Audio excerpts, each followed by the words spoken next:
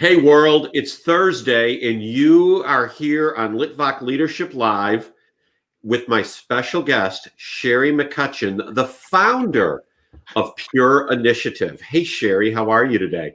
Hey, Sean, you're frozen. I'm frozen. You froze for a minute. Now you're unfrozen. Okay, good. So yeah, I've noticed that lately that internet seems to be freezing on people. So I was on a Zoom earlier today where the person who was leading it, they were talking. It was like an echo chamber. They were frozen. The rest of us were laughing. But anyways, that's not what we're here to talk about. We're here to talk about connecttopure.com, or the Pure Initiative. Goes by a couple few different names, but Pure's goal and vision is prevent. And I'm looking here at the website to make sure I say it right. Preventing unhealthy relationships for everyone. So, Shari, why don't you tell us a little bit about Pure? Well, I'll tell you first of all how my passion began. I Okay. was working in a pregnancy resource center and I was meeting with clients who thought they were facing an unplanned pregnancy. And we would have conversations. Sometimes they would have a positive test and sometimes they would have a negative test. But we would have conversations about their relationship with their partner, how they got to this point. And I realized there was a huge disconnect in even understanding what a healthy relationship looked like. And so I started hearing the clients saying, nobody's ever told me these things before. And I'm like, wow. I mean, these were norms that I grew up with, but this generation, even, 15, 20 years ago, now we're talking, they didn't know. And so I started saying, somebody should tell them. There should be education on this. And I realized there were some curriculums out there, but none of them were being taught in our local schools. And so we just began to pursue that and getting on the front end of unplanned pregnancy, of STDs, of abuse, sex trafficking, and people getting caught up into really bad habits, emotionally, and that the like of that. And so we just began that work through the pregnancy center, but then we launched out because it outgrew their scope of services. We Okay. launched out and became our own 501c3. So when you say you were initially talking to them and you were telling them things that they said they had never heard before, like what kinds of things were you bringing up that they had never heard before? Oh, and by the way, if you have your children in front of the stream today, definitely PG-13 or more. So just throwing that out there. One, two. Okay, we're now in the PG-13 and more land. So what Okay. kind of things were you talking to them about that they said, gosh, I've never heard that before? Well, first we start just talking to them about their whole person, about, that their decisions aren't just physical. They affect you emotionally, they affect you spiritually, they affect, your mindset, your goals. And so we started talking to them about, what do you see yourself? Like, what do you see yourself doing 5 years from now? Is this person you're with do you have intentions to marry them? Do you see yourself with them for long term? Mm-hmm. And so, we learned that a lot of people hadn't even thought about basic goal setting and what they want to do with their life. They're just going around, hooking up. And, I remember the first client that said, I was talking to her about who the potential father was of her baby. And she said he was just a sperm donor. And I was like, wow, he doesn't even have a name, So, I mean, I just saw the disconnect And of the relationship. was that purposeful on her part where she said he was just a sperm donor, as in, I don't need a man, I just want a baby? Yeah, yeah. Some of that mindset really does exist, young, even in young teenagers. There was a season where you just saw that, those young girls who really have low self-worth, feeling like I want somebody to love me, and if I have a baby, they'll love me. But that's where it really all begins, is in learning how to love yourself and take care of Mhm. yourself and value yourself. And so really, I know we talk about sex and STDs and all of that and all those details that are, kind of PG-13. Well, we wish they were PG-13, but unfortunately, we have to begin those conversations way sooner in this day and age. But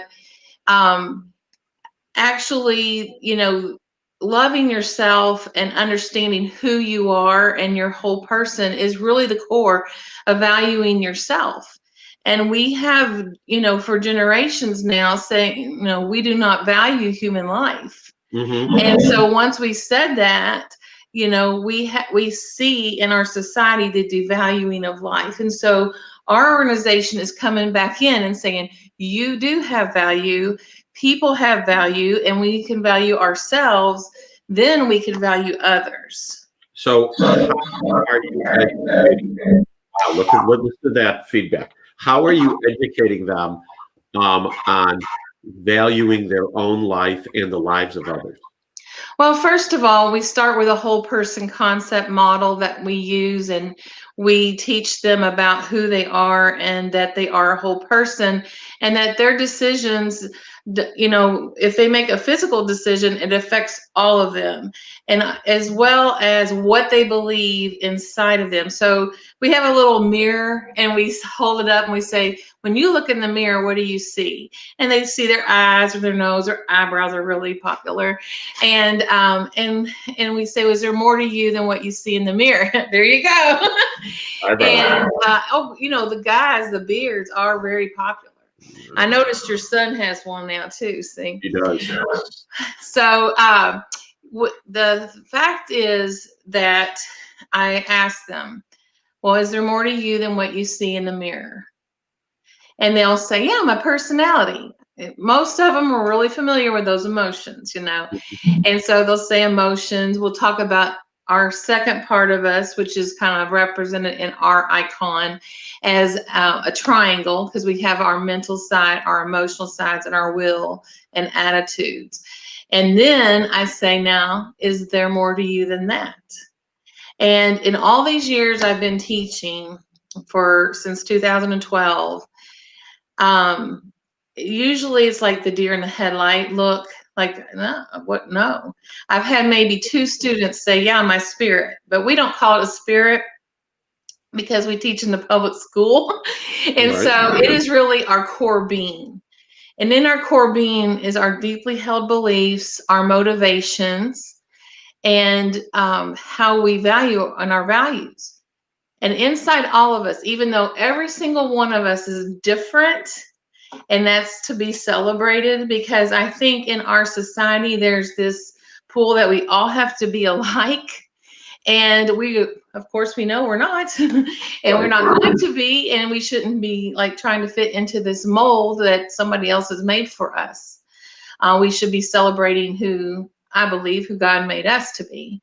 So in this model, the core being is represented by a heart, because that's how we refer to it. When there's a breakup, someone's sad, they say, my heart's broken, right? And they're sad, that's their emotion. But what are they referring to? Their heart, they feel unmotivated. They might lose, their appetite. They might want to sleep. They don't want to learn necessarily. They lose their motivation or change their motivation sometimes. And so that's their core being. But if we have a belief in there that we are worth something and we are valued, then we're going to steer away from people who devalue us. But if our belief is that we don't have value, we gravitate towards people that don't value themselves either. So therefore, they can't value us either. And if we just explain this to people, I think that understanding it and teaching them how to value themselves, first think about, well, am I gravitating towards people who act unhealthy and devalue themselves? Then I need to focus here, not out there. And So how do you coach someone to value themselves? Yeah. Isn't that powerful? No, how do you? Oh, how? Well, I mean, we just first start by talking about it because it's such a like nobody's saying this in our society. You know, people satiate themselves, but that's not necessarily valuing yourself. And how do you love yourself? You take care of yourself. You don't spend time around those that aren't going to value you or respect your opinions or and so we talk about that in a positive way. Yeah, we can make the list of don'ts, like don't, if someone's going to hit you, you're not going Mhm. to take that, right? But a lot of things are more subtle as far as unhealthy ways. Like, for instance, we have these top 10, don't ask me to quote them all right now, but jealousy is on the top 10 unhealthy things. Okay. Okay.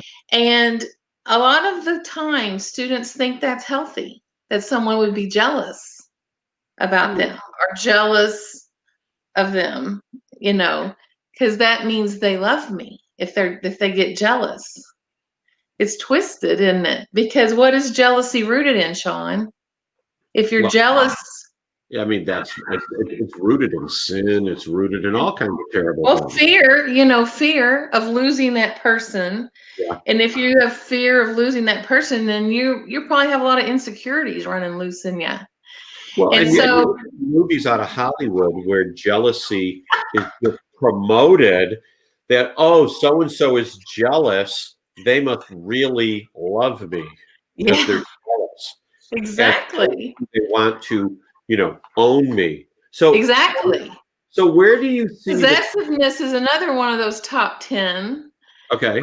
And that's another one that's really twisted up in our society because if we innately have a need to belong, to be loved. That's Mhm. another thing we talk about that's in that core being inside of us. And innately we have that. And it's something God put in us, right? For good, like so that we would be a part of a family and that we'd be a part of a church community, part of the body of Christ. We are made for relationship. We're made for connection. But when that need is not met or not met in healthy ways, then we gravitate towards, oh, you belong to me. You're Mhm. mine.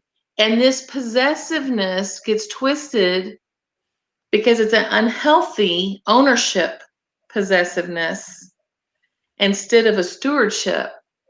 Because as parents, we are to nurture our children and raise them up to love themselves and take care of themselves and to raise a family.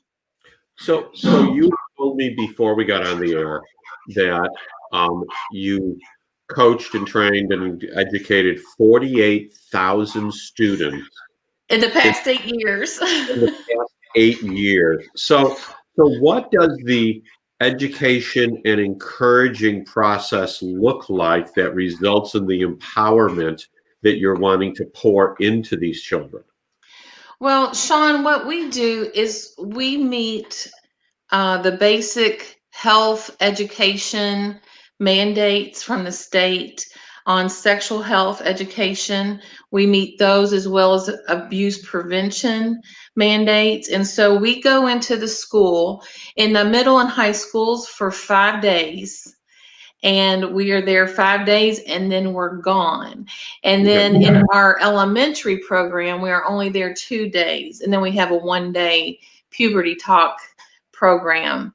But what we see the value in, if we are in a school system and we are there every year from kindergarten to high school, then those conversations will continue and create a positive peer conversation.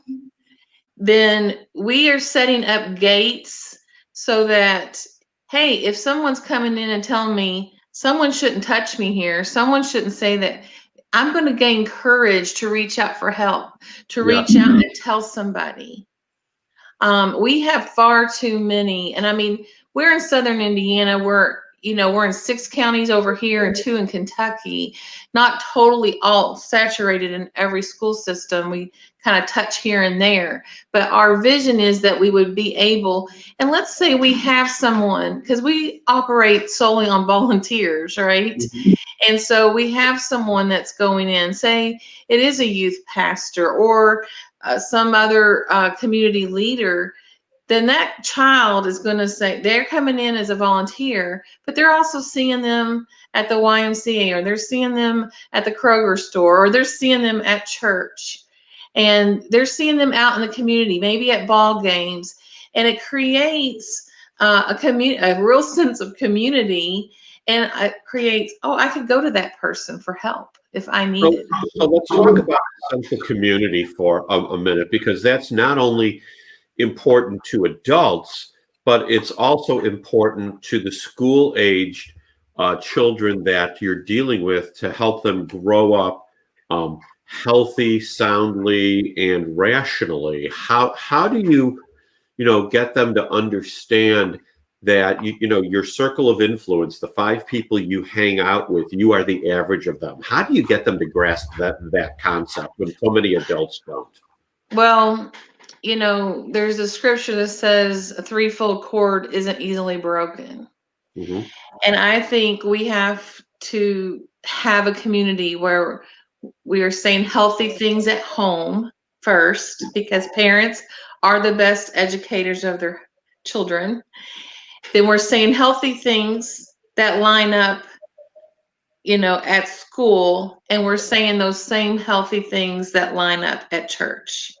And that would strengthen the belief system in that child. And they would have go-to people at all 3 places. And really, the heartbeat of the community is a school. I wish I could say it was the church, but it's really not right now. It should be. But the Hmm. school is the heartbeat of the community. When we see the school shut down, I mean, it just flattens the community. There's no connection. And that's my great concern right now in the season we're living in, is that students aren't going to learn the skills they need to connect healthfully with one another. And they become more and more desensitized to human connection and humanity itself when they just sit at home isolated on these gaming systems where people, you're killing people all day long and they just get back up and live again. I mean, and so that is a concern I have. And I think as the schools reopen more and more to having us back in, it's going to be more essential. Our message is going to be more essential than ever. So have you all pivoted and gone to Zoom trainings with the students? No, we haven't yet, because we did initially do as well. We did made a YouTube video that the schools could use for our lower elementary piece, but I really and I'm not against it. I have a little bit of hesitancy about providing that, because I really have a hope that we will go back into the school, because I believe that human connection, that Hmm. face to face, is so much more powerful for our volunteer. And really, in this season of time, we were just really struggling for the resources to stay afloat and to move through it, because basically everything we did depended on the public school. So when the public school shut down, it took us a little bit of time to real. And I really just wasn't. Our curriculum is very interactive with skits, and Zoom just doesn't provide that same platform. So we are going to have to pretty much rewrite our curriculum Mm. for the Zoom platform. And so that's kind of our next phase, is just to kind of see this fall semester, what does it look like? And we have trickled back into the schools. Like we have seen about 350 students so far this year. We were scheduled for more, but then schools shut back down, and it's just kind of that. What does it really look like? And then, of course, we have volunteers that aren't comfortable going into the schools right now as well.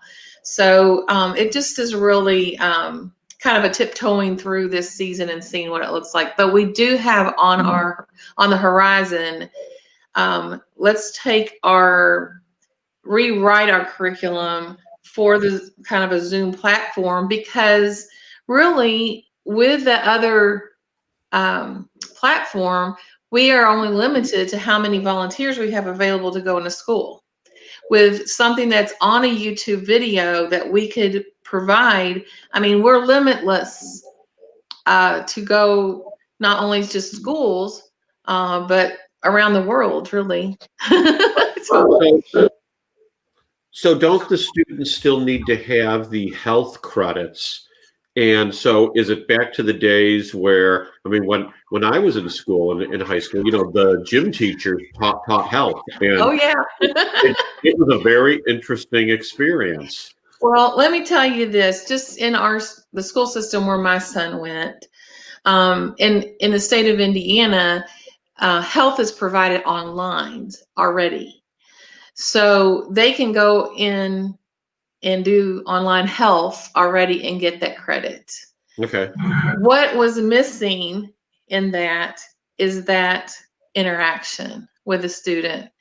And most teachers do not like to touch this topic with a 10-foot pole. Sure. So they are more than welcome to have a guest speaker come in and teach the students.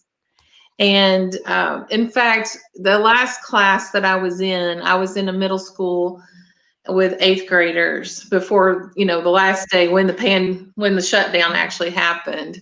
And the teacher was the same age as my son, which he was 25 at the time.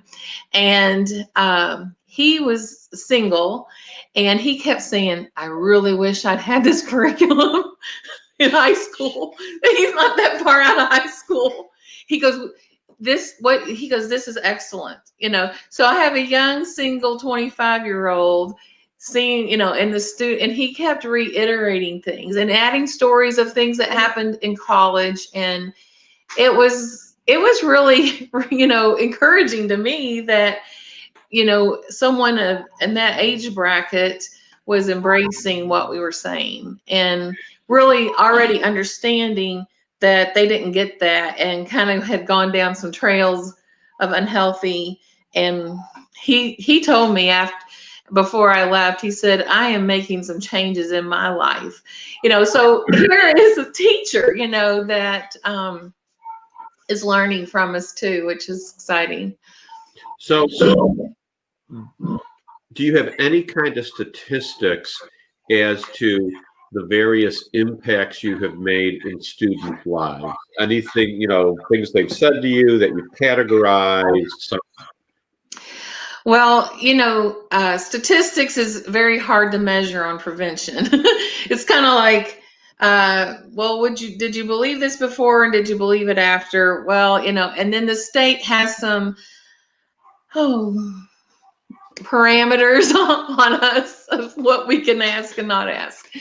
So there's a little bit of hard things there, but I can tell you some stories. Now, one of the last year, Juvenile Detention Center invited us in, and they have a classroom in there, and it can be children from, 7 different counties around here.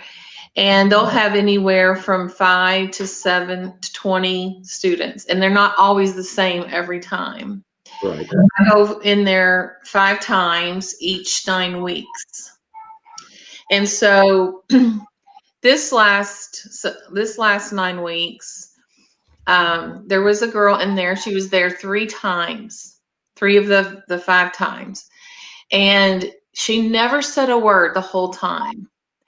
And one of the things that I really hit on And especially with all students, but with these students who I know probably is 100% have been abused in their childhood and, already traumatized in some way. And so I say over and over again, it's never the victim's fault. Like, because there's such blame that gets put on the victim, like they caused it in some way. So I had said this, over the course, 3 times, and the last day she raised her hand. And I said, do you have a question? And she said, she started really quivering and her little lip started quivering. And I could tell she was having trouble asking. And she said, but my mom always told me it was my fault. And I was thinking, oh, this has really challenged her belief system. And I told her that, she's not alone, that many people are told it's their fault, but it is the job of adults to protect children. And I said, I'm sorry that you weren't protected. But today is the day that you have a choice to change your belief. Because if you do believe it's your fault, Sean, don't you believe that you deserved that? If you think it's your fault? And then that's what you attract your whole life long. And so the teacher in their classroom joined in and we talked about how do you change a belief system, especially when your mom has told you that your whole life and is probably going to tell you that again when you get out of jail. That's where you're going to go back to. I mean, it's heart-wrenching, but it's a seed and everything begins with a seed. And so we are seed planters. We don't always get to see the fruit of, hey, I liked what you said and I changed my whole life and now I don't have an STD and I didn't get pregnant. We don't, but I tell you something else that really touched my heart one day. I went up to the high school in Charlestown and another instructor had been up there, but I was just going to observe her and then pick up her supplies.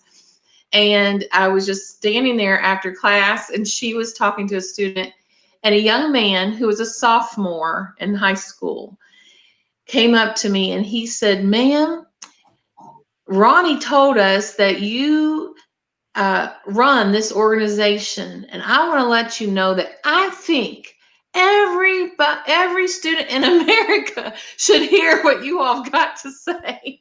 And well, thank you for sharing that because, he didn't say how it impacted him, but for a young man, a sophomore in high school, to vocalize that, I thought he must have been pretty impacted.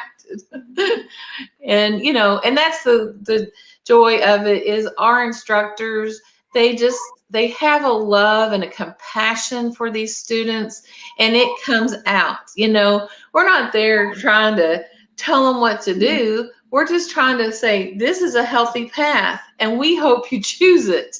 Right. Ultimately the choice is theirs. And we are just planting those seeds. Some of them, if they've had our programming before, it's watering the seeds that are already planted.